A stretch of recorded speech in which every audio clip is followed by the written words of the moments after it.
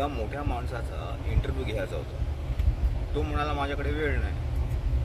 आम्ही त्याला सांगितलं, विनंती केली, गाडीमध्ये इंटरव्ह्यू घ्या. त्या इंटरव्ह्यूची बाईट माझ्याकडे एडिटिंगसाठी आली होती. त्या रस्त्यावर गतिरोधक एवढे होते की मी काहीच करू शकलो नाही. कशीबशी मी ती बाईट एडिट केली आणि पाठवली, पण रिजेक्ट झाली. तर या गतिरोधकामुळे माझा पैसा आणि वेळ वाया गेला होता. तर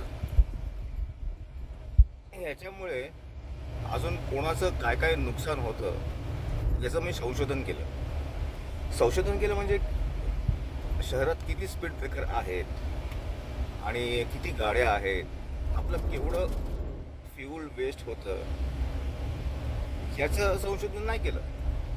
फक्त खोल विचार केला, जो तुम्हीही करू शकता.